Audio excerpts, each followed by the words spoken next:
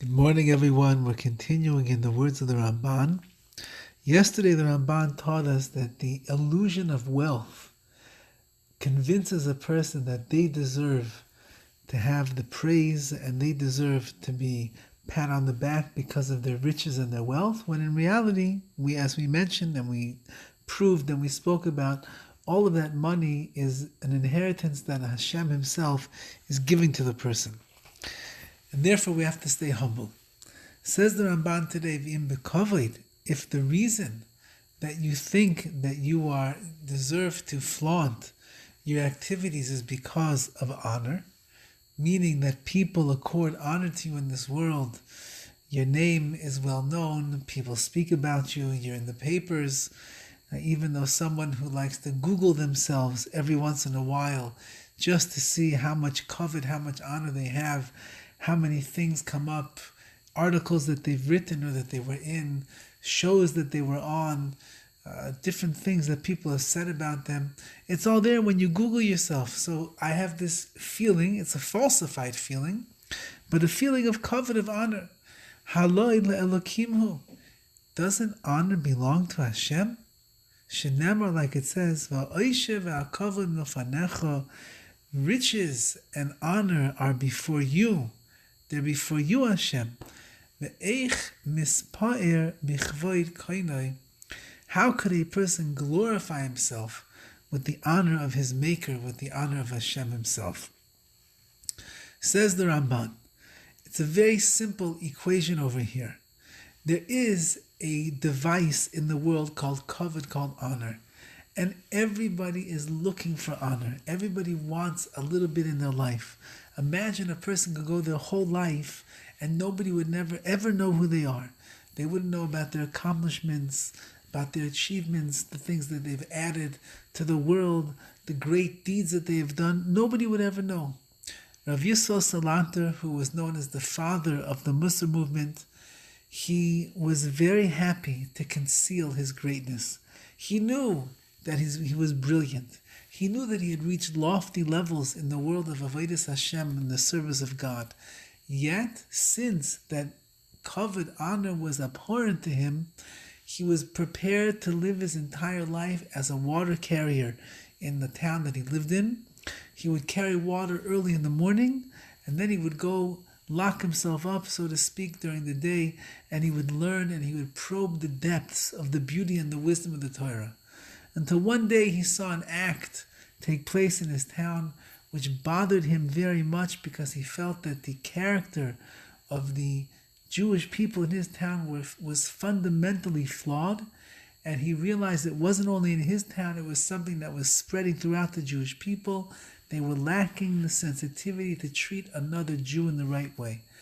As a result, he said that he had no choice but to begin to reveal the covet, the honor that he was concealing all of these years, in order to be able to spread the knowledge of Hashem and help the Jewish people. As a matter of fact, the story is told of Rav Yisrael Salanter that he used to go from town to town, and he would give massive drushes, massive shiurim classes and lectures based upon the complexities of the Talmud and the Gemara and all of its commentators. Why? Because he wanted to show that he was brilliant in Torah, in order that people would receive him well when he wanted to give them criticism and rebuke, and to lift up the Jewish spirit of that town that he went to. The way that it worked was that he would give a list of all the different sources that he was going to quote that day, and the list usually was about 50 different sources, and it would be posted on the front door of the Beis HaKnesses, of the shul that he was going to speak in. People could see what it was, scratch their heads, wonder how was Rav Yisrael Salanter going to put it all together, and then they would be mesmerized by his genius powers, and then he would be able to tell them Musar, discipline and rebuke, and help change them. Once, a few practical jokesters decided that they would change the list altogether, and they would put 50 different sources that had absolutely no connection one to the other, and they would hand it to Rav Yisrael Salanter right as he was about to speak. They'd put him on the spot. he would make a fool out of himself, and that would be the end of his campaign for the beauty of learning Musar, of discipline and self-perfection. So they gave Rav Yisrael Salanter the list, and he looked at it. He turned white. He paused for about 25 seconds.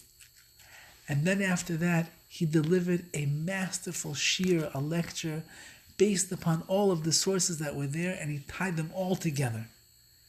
Afterwards, his Talmidim, his students, came to him, and they said, Rebbe, if you were able to give such an amazing drasha, why did you turn white? And why did you pause for such a long time? So he said, it's very simple. I didn't turn white and pause because I was afraid I wouldn't be able to give such a lecture. As soon as I saw the list, and I know that they changed the sources on me, right away I was able to make connections and put the whole thing together. But I knew that once that I would do such a thing, people would realize what a super genius I am. I was afraid of the honor and the glory that they were going to give me, because that would take away from the real message of what I'm trying to give over here. And that's what the Ramban says. We're not in this world for our own honor. The real honor belongs to Hashem. And if other people praise us, and they place us on the pedestal, and they make us feel great and honorable, we have to keep in mind, let's not be haughty over others, because the true kavod, the true honor and the glory, that belongs to Hashem. Wishing everyone a wonderful day.